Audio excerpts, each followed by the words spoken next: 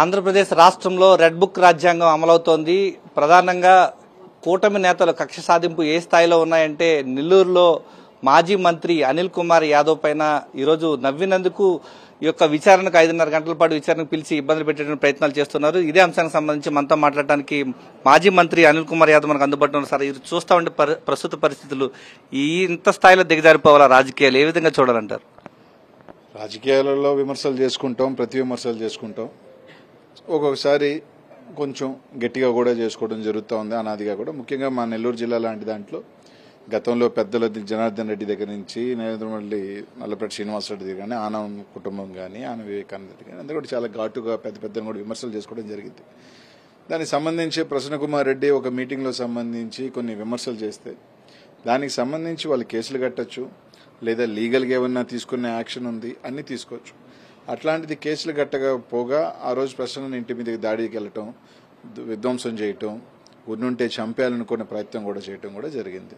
అయిన తర్వాత ఆ రోజు నెక్స్ట్ రోజు మళ్ళీ ఈ కేసు కట్టలేదు, కానీ ప్రసన్న కుమార్ రెడ్డి గారు ఈ విధంగా తన క్యారెక్టర్ ఏం మాట్లాడాడని రకరకాల మీద పోయి ప్రసన్న మీద ఆ రోజు కేసు వేయటం కూడా జరిగింది. తర్వాత ఒక 3-4 రోజుల తర్వాత ఎక్కడా లేదు ఇప్పుడు దాకా నేను అసలు ఈ చరిత్రలో ఒక వేదిక మీద ఒక వ్యక్తి మాట్లాడితే కింద కూర్చున్న వేదిక మీద కూర్చున్న వాళ్ళందరి మీద నవ్వారని కేసు కట్టడం అనేది ఇప్పటిదాకా రాజకీయ చరిత్ర కాదు, ఎట్లాగే ఇప్పుడు దాకా చూడలేదు. అట్లాంటిది ఆయన మాట్లాడుతుంటే వీళ్ళందరూ వేదిక మీద ఉన్నారు, వేదిక మీద నవ్వారు కాబట్టి వీళ్ళందరి మీద కేసు కట్టాలా అని చెప్పి ఈరోజు మా అందరి మీద కూడా కేసు కట్టడం జరిగింది. నిజంగా ఆ రోజు ఆ మండపంలో 1000 మంది పైగా ఉన్నారు. దాంట్లో మహిళలు ఉన్నారు, పెద్దోళ్ళు ఉన్నారు, అందరూ ఉన్నారు. ఒక్కసారి మండపం అంతా కూడా నవ్వుతోనో చప్పట్లతోనో హోరెత్తించి ఒకసారి మొత్తం కూడా సభ అంతా కూడా ఆ రోజు మాట్లాడిన తర్వాత ఇదైంది. దాంతో అందరూ నవ్వారు, అందరితో పాటు అందరూ నవ్వారు. అలా కాకుండా సెలెక్ట్ చేసుకుని వీళ్ళ మీద కేసులు పెట్టాలా, దానికి మళ్ళీ విచారణ, దానికి మళ్ళీ కేసు కట్టడమే కాకుండా దానికి ఒక విచారణ, దాని విచారణకు సంబంధించి ఒక 36 ప్రశ్నలు, ఆ 36 ప్రశ్నలకు సంబంధించి 10 గంటలకి వెళితే 4 గంటల దాకా, అంటే 6 గంటల సేపు విచారణ. ఏంటి విచారణ మీకు తెలుసా? ఆయనేం మాట్లాడతాడు అంటే వేదిక మీద నేను అడిగేదంటే వేదిక మీద మాట్లాడాడు 100 మాట్లాడతాడు. 100 మాట్లాడితే కింద కూర్చున్న వాళ్ళందరూ బాధ్యులు, కింద కూర్చున్న వాళ్ళ మీద కేసులు కట్టాలి. ఇంకా లాస్ట్కి ప్రభుత్వం ఏ స్థాయి దిగుతారంటే ఆ టీవీలు చూసే వాళ్ళకి కూడా చెప్తున్నా, అయ్యా వాళ్ళు మాట్లాడుతుంటే వీళ్ళు టీవీలో కూర్చొని టీవీ చూశారు, నవత టీవీ చూశారు, ఏడుసా టీవీ చూశారు, వాళ్ళ మీద కూడా కేసులు పెడతారు. లాస్ట్కి ఎవరు నన్ను ఎత్తుకెళ్ళి సార్ నన్ను ఎత్తుకెళ్ళావంటే వాళ్ళు టీవీలో వాళ్ళు మాట్లాడుతుంటే నువ్వు టీవీ చూసావు లేకపోతే సాక్షి ఛానల్ చూసావు, రా నీ మీద కూడా కేసు కడతావని చెప్పి ఎత్తుకెళ్ళి కేసు కట్టే పరిస్థితి పోయే పరిస్థితి వస్తుందేమో అనుకుంటే. ఎందుకంటే అలాగే ఉంది. కూర్చుంటే కేసు, నిలబడితే కేసు, నవ్వితే కేసు, ఏడిస్తే కేసు, అసలు ఏందన్నా అర్థం కావట్లా. నువ్వు ఎఫ్ఐఆర్ ఇచ్చినప్పుడు ప్రశ్న మాట్లాడారు, నేను ఇచ్చినావు.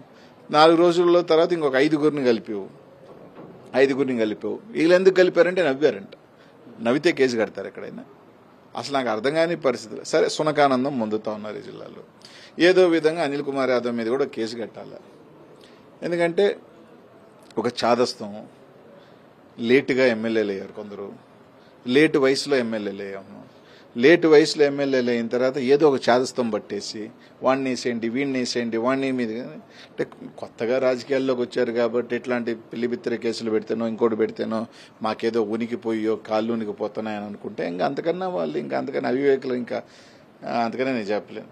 అంటే సునకానందం పొందుతున్నారు, కొంత ఆనందంగా పొందగలిగితే దానివల్ల పొందమనండి, అంత తప్ప ఇంకేం జరిగేదేం లేదు. తప్పకుండా ఈరోజు వాళ్ళు ఉన్నారు, రేపు మేమున్నాం, రేపు ఇంకో ప్రభుత్వం వస్తుంది, మా ప్రభుత్వం వస్తుంది. కూర్చున్నారు కేసు కడతారు, నిల్చుకున్నారు కాబట్టి కేసు కడతారు, అట్లా గట్టిగా చూశాడు కాబట్టి వీడి మీద కేసు కట్టండి. ఇవన్నీ వచ్చే పరిస్థితులకు వచ్చేసినాయి. లాస్ట్కి మనుషులు వీళ్ళు ఏ స్థాయికి వెళ్తారేమో అంటే ఇంకా మనిషిని చూసేది కూడా ఉండదేమో. మనిషిని వస్తే పాతకాలం లాగా ఇలా జమీందారి ఒకటి ఉంది, జమీందారి ఇది ఉంటుంది అనమాట. ముందు వెళ్తుంటే తుండు కొట్టుకొని కింద వేసుకొని చెప్పులు తీసి చేతిలో పెట్టుకొని నడిచెళ్ళాలా, మా సాయి చూడకూడదు. ఆ డబ్బు ఉన్న వాళ్ళ జమీందారులు అనుకుంటున్నారేమో వీళ్ళు. ఇంకా జమీందారు యాక్ట్ పోయి 40-50 సంవత్సరాలు అయిపోయింది, ఇంకా ఆ వ్యవస్థ ఉంది. ఇంకా మేము నెల్లూరులో మేము పెద్ద సంగతి, మేము పెద్ద ఇది ఉన్నోళ్ళు, మేము పెద్ద జమీందారులు కాబట్టి మా ముందు నవ్వకూడదు, మా ముందు చూడకూడదు, మా ముందు ఏం చేయకూడదని భ్రమల్లో బతుకుతున్నట్టున్నారు. అన్నీ ఇప్పటికే ప్రజలకు కూడా భ్రమలు తొలగిపోయినాయి. వాళ్ళ చరిత్ర ఏందో జనాలకు కూడా తెలిసిపోయింది. అంటే ఒక బీసీ నాయకుడిని కావాలని ఈరోజు కక్ష కట్టి ఈరోజు కేసు పెట్టడం ఈరోజు రాష్ట్ర వ్యాప్తంగా చర్చించుకుంటున్న అంశం, దీన్ని ఏ విధంగా చూడాలంటారు? అదే కదా ఇప్పుడు వేదిక మీద చాలా మంది ఉన్నారు, కానీ ఎత్తుక్కొని మాత్రం నన్ను పెట్టారు. సరే ఏం ప్రేమ ఉందో నా మీద నాకైతే అర్థం కావట్లా. ఆమె అయితే పాపం మళ్ళీ ఆమెంటే కూడా తప్పు అంటారేమో, ఎమ్మెల్యే గారు మళ్ళీ అది కూడా మళ్ళీ కేసు అంటే కష్టం కదా. ఆ ఎమ్మెల్యే గారు పెద్ద ఆమె పాపం ఆమె ఏడ మాట్లాడినా అనిల్ కుమార్ యాదవ్ చేయించాడు, అనిల్ కుమార్ యాదవ్ మాట్లాడించాడు, అనిల్ కుమార్ యాదవ్ దాడి చేయించాడంట. ఇదేముంది? ప్రసన్న అన్న ఆయన మనోభావాలు దెబ్బతిన్నాయి ఆమె మాట్లాడిన దానికని చెప్పి ఆయన వచ్చి ఆయన మాట్లాడాడు. దాన్ని తీసుకొచ్చి నా మీద బురదేయటం. వెళ్ళి వీళ్ళు పోయి దాడి చేశారు. దారుణం ఏంటంటే వాళ్ళు పోయి దాడి చేసి అది కూడా అనిల్ కుమార్ యాదవ్ దాడి చేయించారని చెప్పి మీటింగ్ ఇంటర్వ్యూలో అనిల్ కుమార్ యాదవ్ నా మీద నన్ను ఎందుకు అంత కలవరిస్తున్నారు? నా మీద ఎందుకు అంత ప్రేమ అభిమానాలు ఎవరుకున్నాయో అర్థం కావట్లా. అంటే ఏదో విధంగా ఈ జిల్లాలో ఒక్కడనయా ఉన్నది జిల్లాలో ఏదో కష్టమో నష్టమో బయటపడి ఆ జగన్మోహన్ రెడ్డి నెల్లూరు ప్రజలకు 2 సార్లు ఎమ్మెల్యే అయినా మంత్రి అయినా ఏదో విధంగా బురద జల్లదాం, ఏదో విధంగా వీళ్ళని దిగజారుస్తాం. ఈడొక్కడే నోరెత్తి గట్టిగా మాట్లాడుతున్నాడు. తప్పంటే తప్పుగా మాట్లాడతాం. నువ్వు తప్పంటే ఇది తప్పు, అటాక్ చేస్తామంటే అటాక్ అయినా మాట్లాడతాం. మేము పెద్ద సంగతి, మేము దైవాంశ సంబూతులం అంటే అనుకుంటే ఎలా ఉంటాం అంటాం. అనిందానికి నా సార్ మా మీద పడిపోయి దొంగ కేసులు పెట్టిస్తాము, ఇది చేస్తాము అంటే ఇంక మనం ఏం చేస్తాం? తప్పకుండా అందరూ కూడా చూస్తూ ఉన్నారు, ఇంకా ఎతుకుతున్నారు పాపం.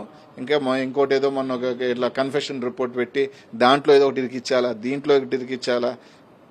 దొంగ అన్నట్టుగా ఆ దొంగలు దొంగతనం చేస్తా, రేపు మీరు దొంగతనాలు చేస్తున్నారంటే మేము కాదు దొంగలు మీరు దొంగలు అని చెప్పి మళ్ళీ మాకు తూచు నేను సగమే దొంగతనం చేశాను, కొరవ సగం నేను దొంగతనం చేయలేదని చెప్పి మరి ప్రెస్ మీట్లు పెట్టి చెప్తా ఉన్నారు. ఇంతకన్నా మనం ఏం చెప్తాం?